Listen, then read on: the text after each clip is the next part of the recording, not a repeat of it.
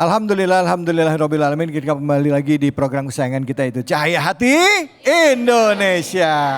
Bersama dengan guru kita Ustadz Abe Gifron dan juga Al Ustadz Alfian Hidayat. Assalamualaikum Ustadz-ustadzku, guru-guruku. Waalaikumsalam guru. Tadi kita sudah tanya jawab, ada yang curhat. Nah sekarang kita lanjut lagi dalam sesi tanya jawab dan juga curhat. Silakan untuk sesi kedua, ada yang mau bertanya atau mau curhat silakan angkat tangannya. Iya, yang mau curhat siapa nih? Ibu, oh ya silakan. Ibu namanya dan curhatannya apa? Wabarakatuh. Waalaikumsalam warahmatullahi wabarakatuh. Nama saya Ibu Dian dari Masjid Talim Istiqomah.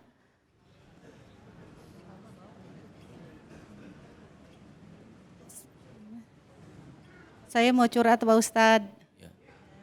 Ini mengenai ibu sama ayah saya. Iya. Ini saya punya kendala Ustadz. Ayah saya sudah 7 tahun. Udah gak bisa jalan, gak bisa. Dia selalu aktivitasnya itu di kasur. Banyak orang yang bilang, bapak saya itu kena siksa balik gitu loh. Orang-orang bilang gitu. Saya mau bertanya Pak Ustadz, apakah benar, apa karena ayah saya punya masa lalu yang sehingga menghalangi dia untuk bisa menghadap ilahi gitu loh. Harus bagaimana saya untuk menyingkapi ini semua gitu Ustadz. Sedangkan ayah saya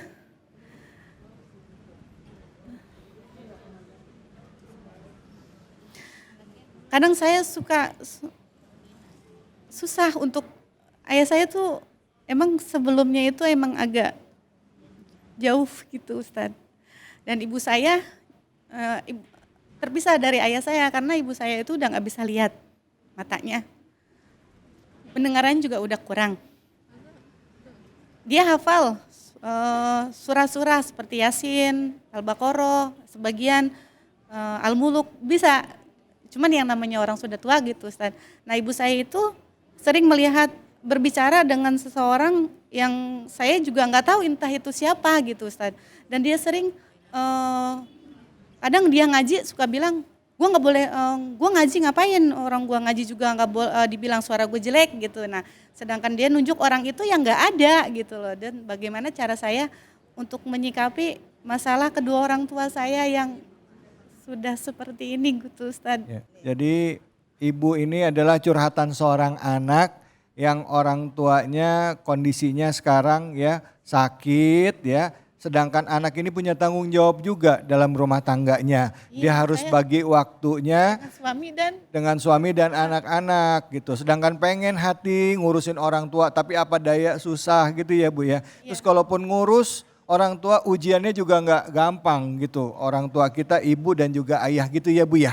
Supaya gimana caranya supaya saya nggak jadi anak durhaka, saya tetap bisa berbakti sama orang tua, saya juga tetap bisa ngurus anak dan suami saya gitu ya Bu. Silakan mungkin Ustadz Alfian Fadol, Ustadz silakan. Atas curhatan ini bahwasanya saya hanya bilang untuk Ibu Dian, yang pertama bersyukur bahwasanya ketika kondisi Bapak dalam keadaan seperti itu Ibu Dian masih bisa mengurusi. Karena apa yang disampaikan oleh Ibu Dian ini menjadi kesedihan buat saya. Ketika saya masih menjalani pendidikan di pondok pesantren, belum selesai saya mondok, itu dapat kabar bahwasanya ayah saya telah meninggal dunia. Memang beliau saat itu sakit lama, saya jauh dari beliau sehingga tidak bisa merawat beliau. Makanya bersyukur Ibu Dian masih bisa mengurusi Bapak, masih bisa mengurusi ayah, yang mana beliau itu adalah manusia yang amat berjasa dalam kehidupan Ibu Dian. Tanpa beliau Ibu Dian gak ada di dunia ini. Itu yang pertama. Bentuk baktinya Ibu Dian kepada Bapak, bahwasanya memang ketika anak perempuan sudah dipersunting oleh seorang pria, itu tanggung jawabnya ada di suaminya. Ridhonya pun ada di suaminya. Akan tetapi karena ini yang sakit adalah bapak kandung sendiri, ketika untuk merawat ini bapak, tolong minta ridho kepada suami. Yang mana insya Allah suami Ibu Dian pun mengizini untuk merawat daripada bapak Ibu Dian. Dan pula atas dari Ibu Dian yang sampaikan bahwasanya mengenai ajal. Ini sudah jelas-jelas tertulis dalam Al-Quran. Walikulli ummatin ajal. Fa iza jaa ajaluhum la yastakhiruna sa'ata wa la yastaqdimun. Mungkin saat ini Bapak Ibu Dian belum meninggal dunia. Ini kadang-kadang kita suka begitu, Pak. Ini Buya kadang suka begitu. Kita punya orang tua sakit lama, kadang ngomong, kalau begini mending cepat mati aja deh, penyusahin kadang-kadang. Iya, kadang-kadang begitu. Padahal apa kita lupa ketika ibu kita melahirkan kita, nyawa taruhannya. Kalau emang disuruh milih nyawa siapa yang meninggal, pasti ibu kita milih saya aja yang mati, anak saya biar hidup. Ini kadang ngurusin orang tua yang udah payah. Tau-taunya doanya supaya cepat apa. Ini lama amat matinya, kadang-kadang kan begitu. Jangan sampai. Semua udah ajalnya, punya ajal masing-masing. Ada batas hidup di dunia, semuanya punya. Yang namanya ketika udah ajal tiba nggak bisa dipundurin, nggak bisa dimajuin. Kan kadang-kadang begini. Ada orang pagi-pagi masih ngobrol sama kita. Tahu-taunya siang-siangnya dia mati. Ada apa kagak? Ada kalau emang udah waktunya. Kadang-kadang siangnya masih ngobrol sama kita, sore-sorenya dia mati. Ada apa kagak? Ada. Yang lebih luar biasanya, sore-sorenya mati, malamnya ngobrol sama kita. Wah, seram udah itu mah. Makanya terus minta kepada Allah untuk kebaikan Bapak. Mudah-mudahan nih Bapak dari Ibu Dian, Allah ampunin segala kesalahan-salahannya, kehilapannya yang sudah pernah dilakukan. Allah pula berikan kesembuhan untuk penyakit yang dialami oleh Bapak Ibu Dian dan pula diberi yang terbaik oleh Allah Subhanahu wa taala. Selaku anak kudu ikhlas, kudu ridho, kudu sabar ngurusin orang tua. Apalagi orang tua kita udah kepala 8, umur 80-an. Wa man nu'ammirhu nunakishu fil khalqi apala yaqilun. Orang kalau dikasih umur panjang bakal dibalikin lagi ke semula oleh Allah. Yang namanya bayi bisa lari apa kagak? Aki-aki umur udah kepala 8 bisa lari lagi apa kagak? Udah kagak, semuanya bakal lemah kembali. Makanya selaku anak supaya kita mendapat ridho Allah, raihlah ridho orang tua dengan mengurusi orang tua kita dengan ikhlas dan sabar. Begitu Ibu Dian. Ini Kiai Ustadz Alfian. Kalau maaf ya, saya pernah dengar juga nih, apakah kalau ada seseorang yang sakitnya lama banget sebelum dia meninggal, ya kan suka gitu ya Bu ya, entah kena stroke lama atau misalnya dia memang nggak sembuh-sembuh penyakitnya di tempat tidur terus, itu adalah akibat perbuatan dia sendiri di masa lalu. Itu dalam rangka Tuhan, Allah itu sedang menghapus dosanya atau itu adalah bentuk azab. Ini supaya lurus. Ya, supaya kita nggak punya prasangka jelek kepada Allah dan juga nggak punya prasangka jelek terhadap orang yang mengalami seperti itu. Kira-kira apa itu Ustadz Fadol? Ini mohon maaf ya Bu Dian ya, tadi kan memang udah disampaikan oleh beliau mengenai masa lalunya daripada bapaknya Ibu Dian ini. Makanya kan ada yang dikatakan azab, ada yang katakan teguran, ada yang katakan ujian. Ini jangan sampai salah menempatkan.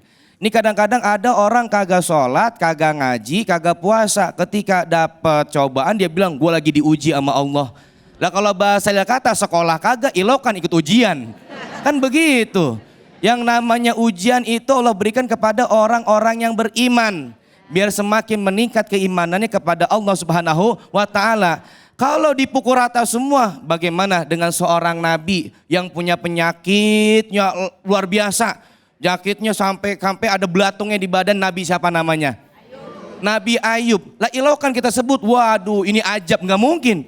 Lah seorang nabi yang amat luar biasa ketauhidan kepada Allah Subhanahu wa taala, semakin diuji semakin meningkat keimanannya kepada Allah Subhanahu wa taala. Dan yang kedua adalah teguran. Ini teguran orang setengah-setengah biasanya. Salat jalan, maksiat jalan. Biasanya begitu. Salat mah rajin, ngomongin orang rajin. Ada di sini kayak begitu ada?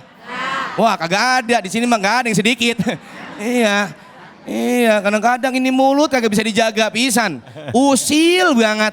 Asal lihat temennya pakai emas baru, mulai dah mulutnya, waduh, iya diomongin kemana-mana.